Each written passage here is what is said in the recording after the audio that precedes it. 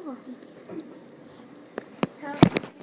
Tommy Cunningham is sitting in the school library trying to work on his school report. The topic he chose is the Gettysburg Address, and the report is due tomorrow. How's it going, Tommy? Terrible. I'm sorry I picked this topic, the Gettysburg Address. Say, you're not the regular librarian. How did you know my name? I'm the assistant librarian, and I know lots of things that would surprise you. Do you know anything about Abraham Lincoln and the Gettysburg Address? I might. What do you need to know about it? Everything, like why he made it and what it means, and Oh, that's easy and interesting. these books sure don't make it sound interesting. I can hardly understand all this 4 score and 7 years ago and stuff. And why do they call it the Gettysburg Address? It sounds like the number of a house. Well, Tommy, an address isn't just a house number.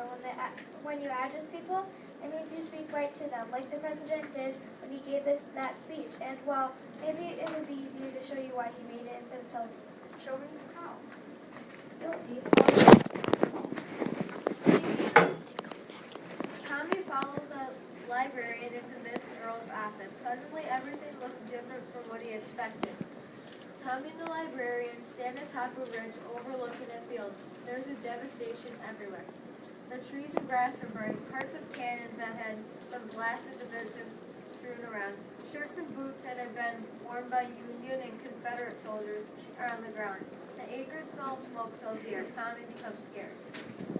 You all right, Tommy? Yeah, this is a scary place. Battlefields, even when the battle is over, are haunting. Do you know what day this is? No. It's the 4th of July, 1863, but nobody feels like celebrating. The Battle of Gettysburg ended yesterday. Wow. This hill we're standing on is called Cemetery Ridge. The Confederate soldiers charged right into the middle of the Union line. 7,000 men died. 7,000 men? How horrible. Yes, it was a horrible loss of life, but many of these soldiers died for a reason, to keep the country together. They died so the nation could survive. Gosh.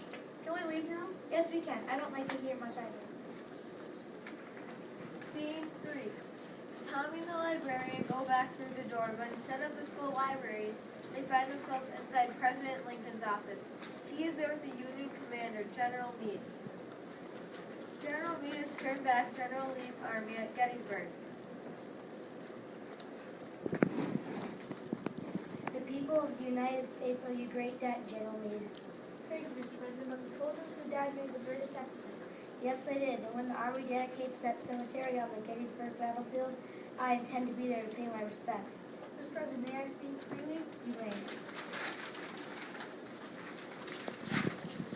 Mr. President, I don't know if that's a good idea. The people attend that dedication will be the relatives of the men who died in the battle. They don't understand why their sons, brothers, and husbands had to die, and they blame you. Some of them don't want anything more to do with you or with this war. They're ready to give up. General Meade, the United States is the most unique nation on earth. It is the only one where all men are created equal, where it doesn't matter how rich or important your family is, and where it doesn't matter what race your family is. We are all equal, and we are the only nation on the earth that believes in that and built its government on that belief. Without this war, we wouldn't be a nation anymore. Those men who died so that this nation, this great nation, could live.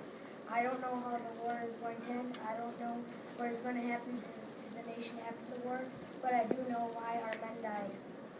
And as the president, I have to make sure everyone knows. There can be no doubt. Mr. President, if anyone can make the people understand, you can. Thank you. Meade left the room. After a minute, Mary Tommy and his wife entered. Abraham! Mary, my dear, come in.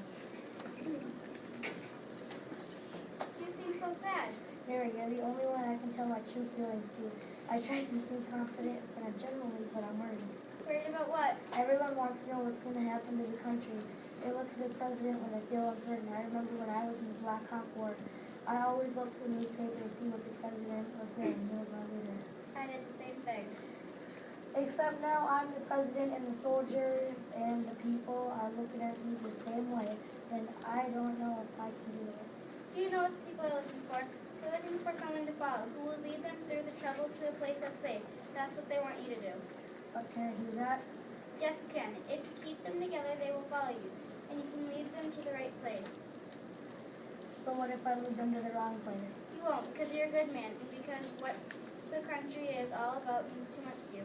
If they follow you, it is because you do know where to take the country.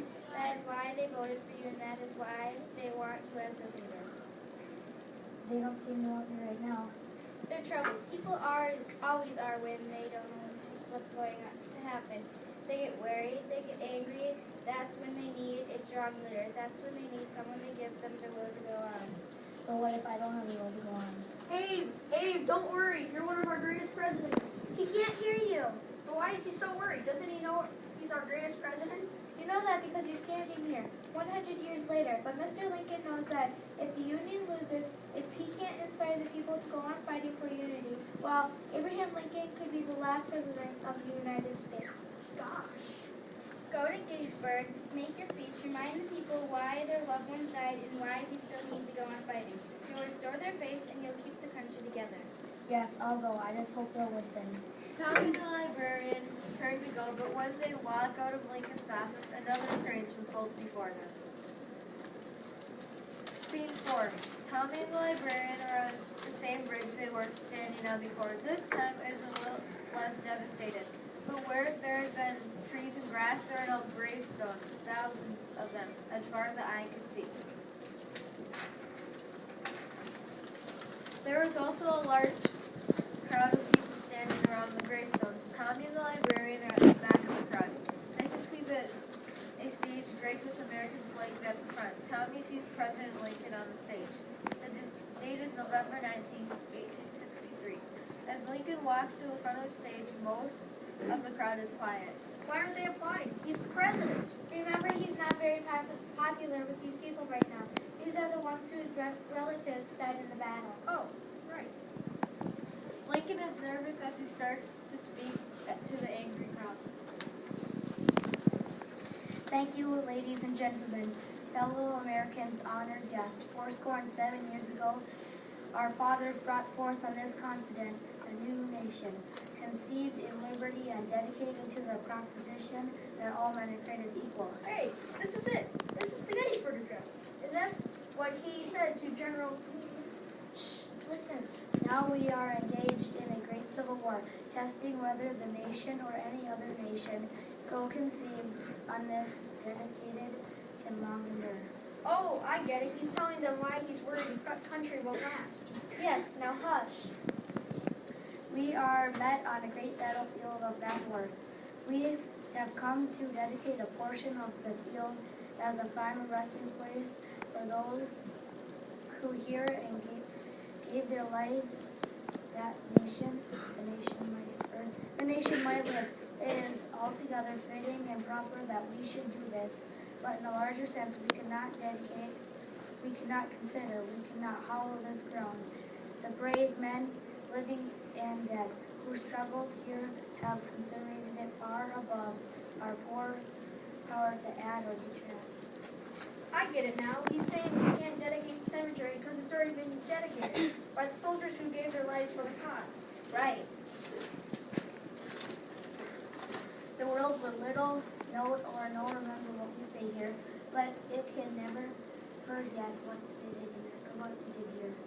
It is for us, the living, rather to be dedicated here to the unfinished work which they who fought here have thus far so nobly advanced. It is rather for us to be dedicated to the great task remaining before us, that from the honored dead we take increased devotion to that cause for which they give the last full measure of devotion, that we have gladly resolved that these dead shall not have died in vain, that the nation under God shall have a new birth of freedom and the government of the people by the people, for the people shall not perish from the earth.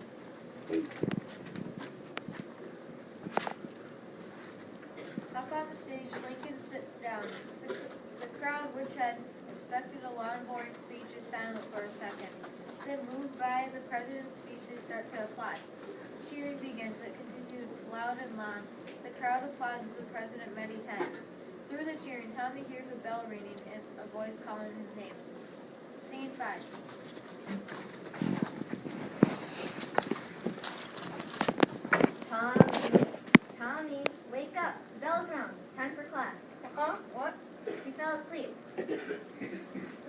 I thought you were out today. No, I'm standing right here. No, you're out for the day, and your substitute took me to the White House and Cemetery Ridge. And then we heard Abraham Lincoln give the Gettysburg Address, and I understood it all. Tommy, you must have been dreaming. Now you better get to class before you're late. Yes, Mrs. Earl. Tommy gathers his books and his belongings. He hears Mrs. Earl talking to her new assistant.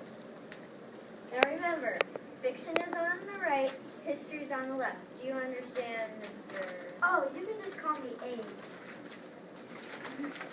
Fine. Tommy thinks he's here, so Kelly looks back and sees the assistant librarian putting books away. Excuse me, is your name Abe? Yes, it is. And this is your first day here? Yes. Oh, okay. I guess it was just a dream. Tommy, Yes? do you understand what the Gettysburg Address is all about now? Yes, sir, Mr. Lincoln.